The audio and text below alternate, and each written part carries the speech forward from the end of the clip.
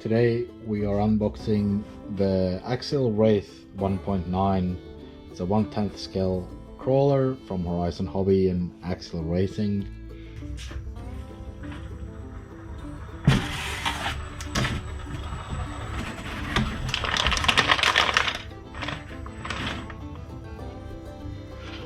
Alright, let's get that box moved out of the way.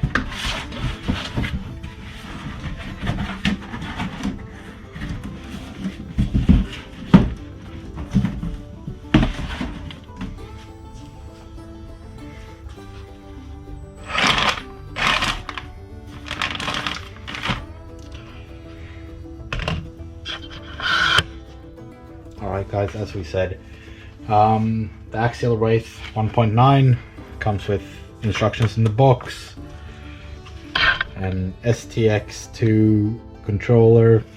I gotta say, I find this working fine for the crawling. I've heard that they had distance issues on the bigger and faster vehicles, like whatever Arma vehicle really.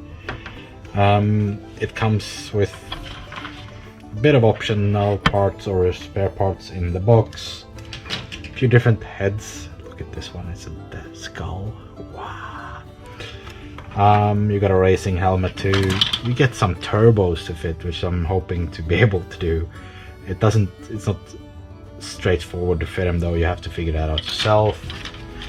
It's got a little bit of something in here, some small screws. It comes with a bind plug, two track markers and a little wrench. So let's have a look inside. So the difference with this one, I like this a lot, because you open the hood and you've got a V8 engine in here, but that's where they've put the receiver, and this is where the LiPo goes. Bit of a hard fit because you struggle with the balance connector bit. Don't know fully if they've had any other thoughts about how to fit that, but I struggle with it.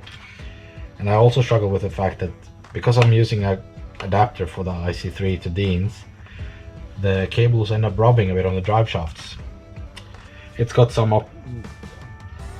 LEDs fitted in from the box. I would have hoped when they came with the engine that it would be a sound module in. That is something that I'm looking to fitting to. So we'll see how we go with those turbos, and hopefully we can make something fun happen. I'm gonna flip this over because the body actually doesn't come off on this one. Let's just close the hood, put some pins back so it doesn't fall open, and we can have a little bit of look inside. So you've got that little dude in there. I got this one from my missus and she loved the fact that there's someone in there. We're gonna get another passenger for it too, because no one in there. You can see it's been a bit beaten up by the test run we had, but it did really well. We had our 7-year-old driving that too.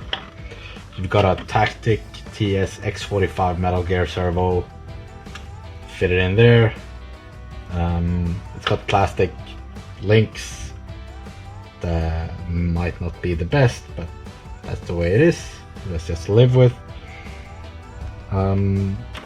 In general, like, it's a really nice car. We drove it a lot. We actually, on a 5000 milliamp, I think we spent probably 3 hours driving on two 5000 milliamp packs. So they don't really take a lot, which is good. And there's so many options for these trucks, and you get a whole pack of stuff here. If you want to turn it into the road buggy instead, they send a full pack of stuff for you. So you've got a few cables coming out of there. You're able to fit extra LEDs if you want to. It's got another port for that. And this body is screwed down or fitted down with actual screws. You can remove it and then somehow build it up to be able to fit other bodies. Not fully sure what would fit on a 12-inch wheelbase, but there would definitely be something. It's got those shocks on, individual coilover shocks. But I'm sad enough to say we have had this out on one 3-4 hour run, and you can see, I don't know if you can see it on the picture, but there's oil here and there's oil there. Let's flip it around. So there's oil here, and there's oil there. So all 4 shocks are, after a 3-hour run, leaking out of the box. That's not the greatest thing I've seen in my life as for quality. But I read up a bit on the forums, so it's very common that they leak. They have some sort of O-ring issue. And people fix it and they keep leaking again, so I'm just going to replace them with something else, and I don't know what to do with them.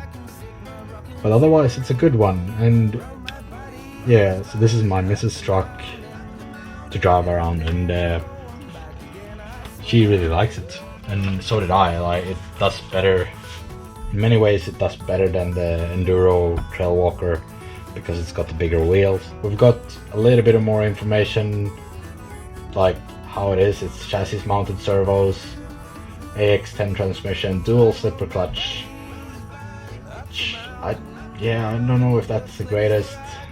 It's got high pinion axles, 4-link rear suspension, some skid plates installed here and there, some protective inner fenders, which is true. It's got some stuff in here. Yeah, otherwise I think that's sort of it. The tires are amongst the best I've seen in grip wise. It worked really well. This took a lot of the stuff that the Walker wouldn't do. So I'm pleasantly surprised about this truck. Extremely surprised over that she chose this truck, but that was her choice. And I'm gonna have to get back to you on the rest, because we will have a driving video for you soon. So that is it for this one. Thank you very much for watching. Remember to subscribe. On and on and on to someone new, as if no one